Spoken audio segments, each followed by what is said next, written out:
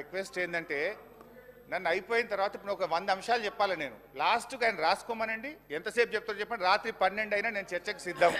I have come prepared మీలాగా last time మేము prepare అయ్యలేము అని మేము వాపసు పోయే పరిస్థితిలో లేము మేము ప్రిపేర్ అయ్యే వచ్చినాం ప్రతిదానికి మేము సమాధానం చెప్తాం దయచేసి మీరు రాసుకోండి నేను మాట్లాడిన తర్వాత రిప్లై ఇవ్వండి ఇంకా కావాలంటే మళ్ళీ ఆన్సర్ చేస్తాను నేను అయితే అధ్యక్ష అన్నీ చేస్తాను రందిపడకు yes I will answer everything ఇంకన్నా ఒకే పట్టుకోదని బీపీలు వేసినట్టుందో గోలేసుకుని రా బయటకు పోయి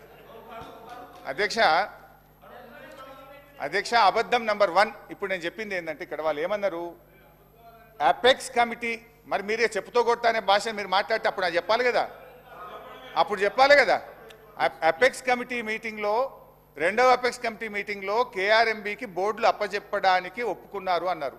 ఇక్కడ కేసీఆర్ గారు ఇది అప్పచెప్పడానికి అవకాశం లేనే లేదు మ్యాటర్ సబ్జుడిస్ అని చాలా స్పష్టంగా చెప్పింది అపెక్స్ కమిటీ మీటింగ్ మినిట్స్ చదివి వినిపించాను అది అవాస్తవం నంబర్ 1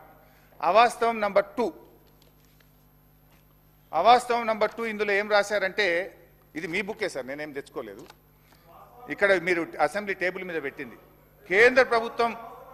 కేంద్ర ప్రభుత్వం జారీ చేసిన ఈ నోటిఫికేషన్ను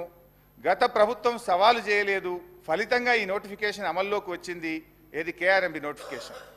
ఈ నోటిఫికేషన్కి అనుగుణంగా కృష్ణా బేసిన్లోని ప్రాజెక్టులు అప్పగించేందుకు అప్పటి ప్రభుత్వం మొగ్గు చూపి చర్యలు తీసుకున్నది